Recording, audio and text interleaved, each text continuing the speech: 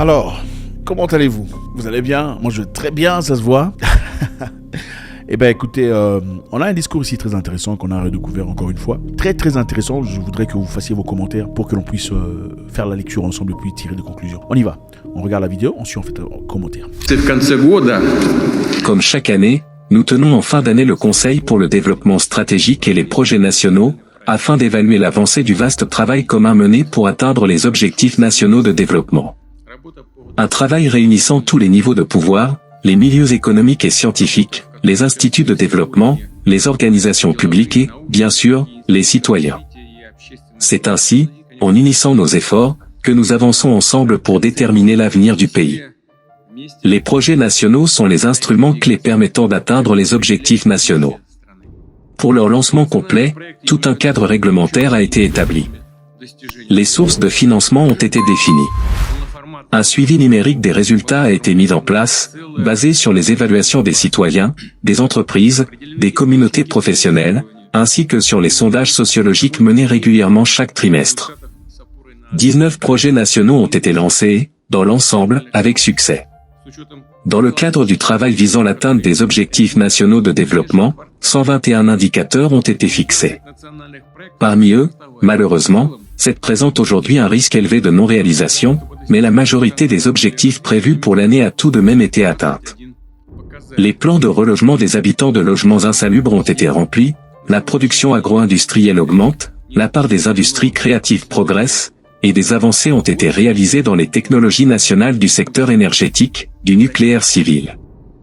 L'industrie du traitement des déchets et la mise en place d'une économie circulaire connaissent un bon rythme de développement. Je suppose que le rapport d'aujourd'hui du Front populaire pan-russe portera sur l'analyse de l'opinion des citoyens concernant la mise en œuvre des projets nationaux. En ce qui concerne les enquêtes, les évaluations des citoyens ont augmenté dans des domaines tels que l'état des routes, les conditions pour le tourisme intérieur, la qualité de l'enseignement professionnel secondaire et supérieur, ainsi que la fourniture de services publics en ligne.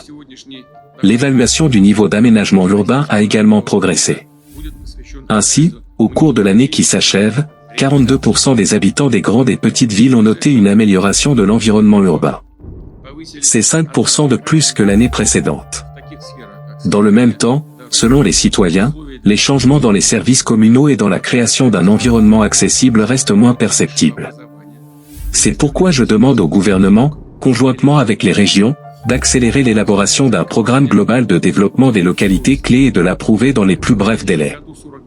Nous entendrons bien sûr plus en détail les résultats actuels des projets nationaux dans les rapports de Mikhail Mishustin et d'autres participants à la réunion.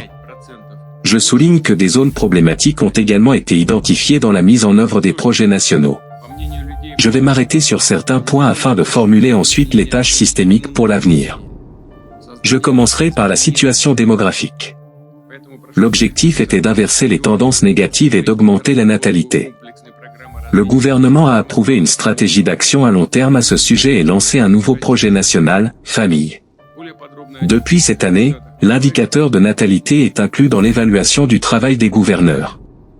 De nouvelles mesures de soutien aux familles avec enfants sont prévues, y compris des aides familiales, que pourront percevoir à partir de 2026 les familles à faible revenu élevant 2 enfants ou plus.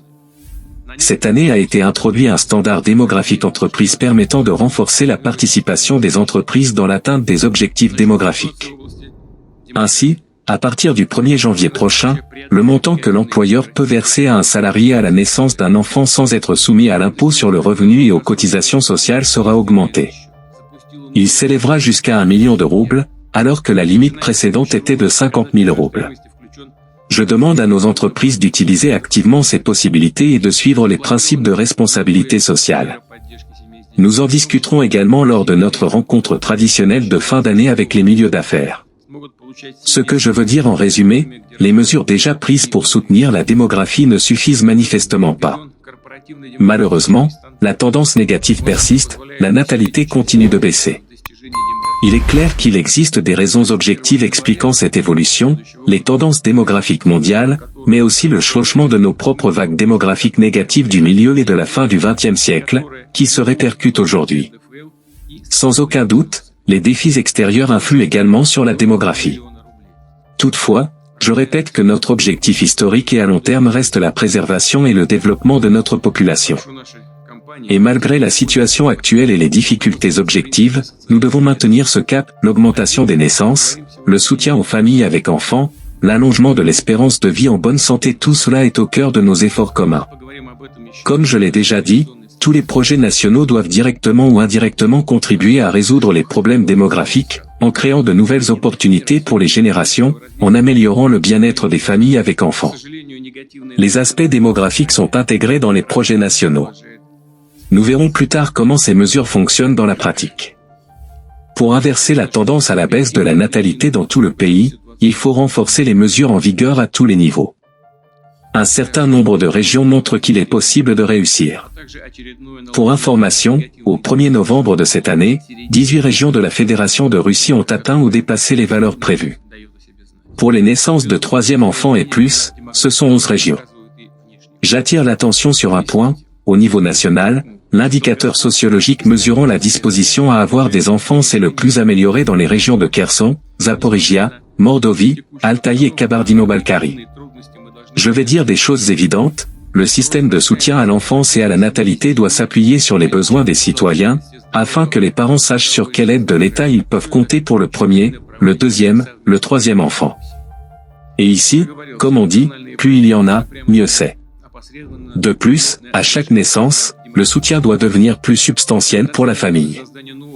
La famille repose sur le respect mutuel et sur la participation des deux parents à l'éducation des enfants.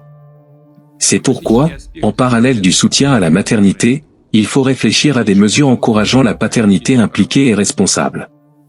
Il s'agit que les hommes participent davantage aux responsabilités familiales, aux décisions concernant la naissance d'un enfant, consacrent plus de temps à leur éducation, mènent une vie saine et préservent leur santé reproductive aussi longtemps que possible. Je souligne que ce rôle de l'homme dans la famille est une tradition de pratiquement tous les peuples de notre pays. Je considère qu'il est nécessaire d'analyser les mesures démographiques appliquées dans les régions, d'en sélectionner les meilleures et de les diffuser rapidement au niveau national. Sur cette base, je demande au gouvernement et aux régions d'actualiser les programmes régionaux d'amélioration de la natalité. Je demande au gouvernement de préparer des mesures globales pour inverser la tendance négative. C'est la première tâche systémique pour 2026. En juin prochain, lors de notre réunion, nous discuterons de mesures supplémentaires à ce sujet. Ensuite, il faut veiller à améliorer le bien-être des familles russes et assurer une hausse des revenus des citoyens. Et ici, l'essentiel est la situation de l'économie et son développement durable à long terme. Cette année, la croissance de l'économie russe est entrée dans une phase de ralentissement attendu. Avec la baisse de l'inflation, la croissance du PIB a également diminué. En fin d'année, elle atteindra environ 1%. L'inflation, elle, sera aux alentours ou même en dessous de 6%. Globalement, l'objectif est atteint. Je considère que les conditions sont maintenant réunies pour commencer à renforcer progressivement la dynamique économique, tout en maintenant un faible niveau de chômage et une inflation modérée, qui, selon la Banque centrale, devrait se situer entre 4 et 5% l'an prochain. Comme convenu, le gouvernement a élaboré un plan de transformation structurelle de l'économie. Il prévoit la création d'emplois modernes et bien rémunérés dans des secteurs de haute technologie, dans des industries à forte valeur ajoutée, ainsi que la croissance de la consommation de produits nationaux. Le plan est conçu jusqu'en 2030. Je demande de commencer immédiatement sa mise en œuvre, afin qu'à la fin de l'année prochaine une plateforme soit formée pour atteindre une croissance économique au moins au niveau mondial. C'est la deuxième tâche systémique pour 2026. Je souligne que la croissance économique doit être inclusive, couvrir toutes les régions. À cet égard, je demande de renforcer la composante régionale dans les projets économiques nationaux et de les orienter davantage vers la réduction des écarts entre régions en matière de potentiel économique. Ensuite, la structure du commerce extérieur de la Russie doit devenir plus technologique. Ces derniers temps, beaucoup a été fait pour éliminer les goulets d'étranglement en logistique, assurance, infrastructures de paiement pour les exportateurs et importateurs. Nous développons nos propres solutions, y compris avec les briques. Nous utilisons activement les monnaies nationales dans les règlements. Tout cela a déjà permis de réduire considérablement les coûts des paiements transfrontaliers pour les entreprises. Il faut orienter les relations économiques extérieures vers l'augmentation des exportations de produits complexes. Pour les importations, il faut privilégier les produits de haute technologie qui n'ont pas encore d'équivalent russe, ainsi que les biens simples nécessitant principalement du travail peu qualifié. Or, au contraire, nous devons stimuler en Russie une main-d'œuvre plus qualifiée. Changer la structure du commerce extérieur est la troisième tâche systémique du gouvernement pour l'année à venir. Le développement de l'économie de l'offre et de sa complexification est directement lié à l'amélioration du climat des affaires. Le gouvernement a approuvé et lancé un modèle national de conditions cibles pour l'exercice des activités entrepreneuriales. Il comprend des mesures dans des domaines tels que l'accès aux infrastructures, les mécanismes de résolution des litiges, etc. Je demande aux collègues, au niveau fédéral comme régional, d'accorder une attention particulière à la mise en œuvre de ce modèle.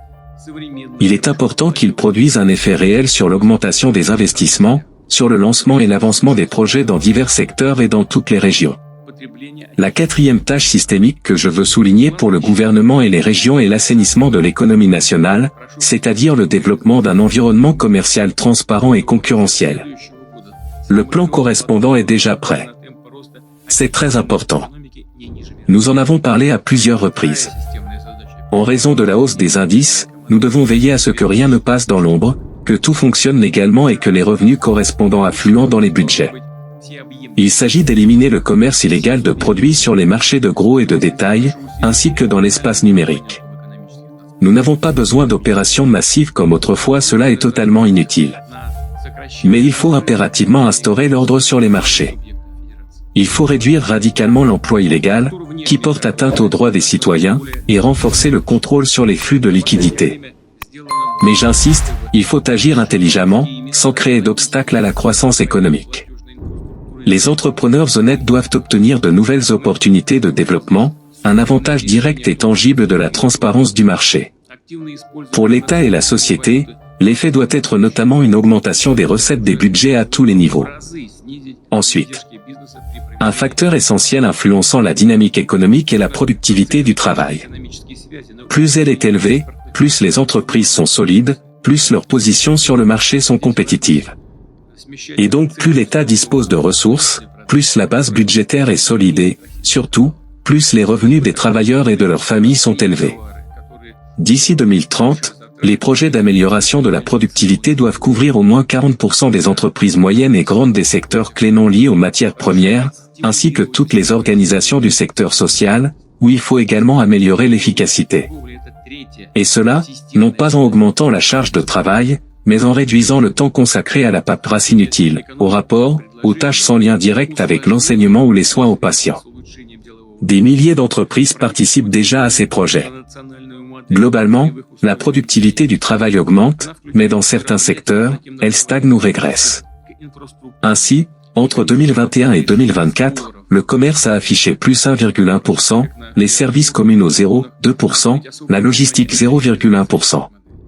Certes, ces chiffres semblent faibles, mais la croissance moyenne annuelle est également modeste, plus 0,7% entre 2021 et 2024. Je souligne aussi que les centres sectoriels de compétences prévus au sein du ministère de l'Agriculture, du ministère du Numérique et du ministère de l'Énergie ne sont toujours pas opérationnels.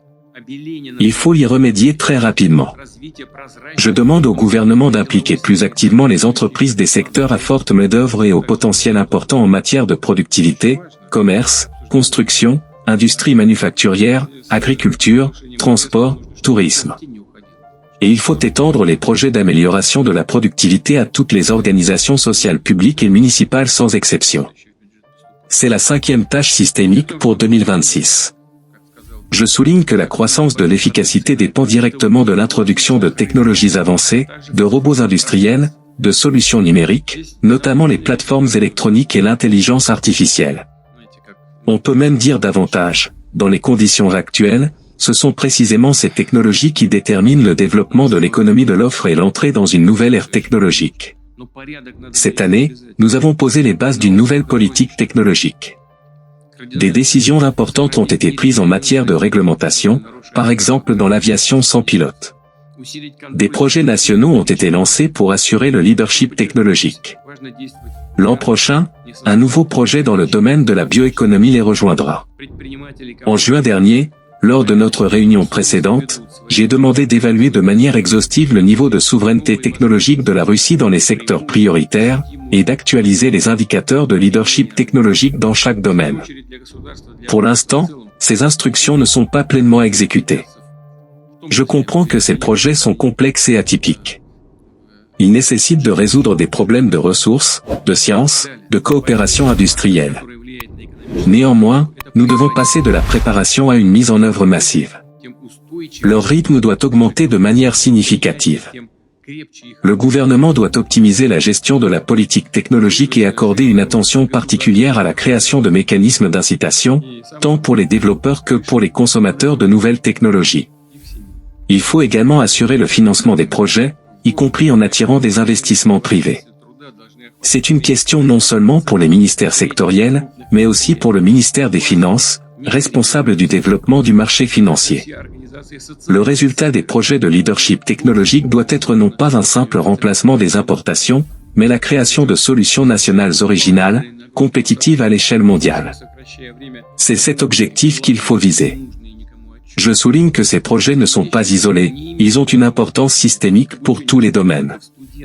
Leurs résultats sont indispensables pour la mise en œuvre efficace de nos initiatives de développement dans tous les secteurs, sur une base technologique avancée. Il est essentiel que les innovations russes, y compris l'IA, les systèmes autonomes, les plateformes numériques, soient largement utilisées dans toutes les sphères, économie, sociale, administration publique. Leur déploiement doit devenir systématique, soutenu par des mécanismes efficaces. Et c'est la 6e tâche systémique pour l'année prochaine. Nous avons convenu que ce travail serait supervisé au niveau des vice-premiers ministres et des ministres. Mais ces projets ne concernent pas seulement quelques ministères, il s'agit d'une mission nationale, impliquant tous les niveaux de pouvoir, les instituts de recherche, les universités, les PME, les organismes de développement. J'aimerais qu'Igor Chouvalov fasse aujourd'hui un rapport séparé sur le rôle des institutions de développement. Globalement, il n'y a plus de division entre secteurs traditionnels et innovants, la logique du renouvellement technologique doit être commune à tous. Chers collègues, j'attends des intervenants d'aujourd'hui qu'ils mettent l'accent sur les solutions pratiques aux questions soulevées. Et je demande au gouvernement et aux équipes régionales de se concentrer sur ces tâches dans leur travail futur. Je souligne encore une fois, tous les projets nationaux, leurs objectifs et leurs tâches doivent être compréhensibles pour les citoyens. Je demande de suivre constamment les résultats des enquêtes sociologiques, au niveau national comme régional. Le rôle et l'importance des équipes régionales sont déterminants pour la mise en œuvre des projets nationaux. Je demanderai aujourd'hui à Sergueï Sobyanin de faire un rapport à ce sujet, y compris sur les propositions des groupes de travail du Conseil d'État. Une attention particulière doit être portée aux régions où, selon les sondages, la dynamique de changement est encore insuffisante. Dans chaque domaine des projets nationaux, 10 régions affichent les résultats les plus faibles. Il est clair qu'un travail approfondi est nécessaire dans ces territoires. Je demande aux collègues du gouvernement de ne pas sermonner les équipes régionales, mais de travailler avec elles, de les aider à trouver des solutions. Dans l'ensemble, ces questions et les tâches systémiques liées à l'atteinte des objectifs nationaux exigent une attention maximale et une implication totale du gouvernement, des ministères, des services et des régions. Faites-moi savoir ce que vous en pensez. C'est toujours un grand plaisir de vous suivre. Si vous n'êtes pas encore ici, faites ça, vous savez comment ça se passe. Vous ne faites pas encore partie de notre communauté, ça serait un grand plaisir de vous avoir, comme ça on va grandir ensemble. Faites un commentaire, ne partez pas sans faire un commentaire. On veut savoir ce que vous en pensez. God bless.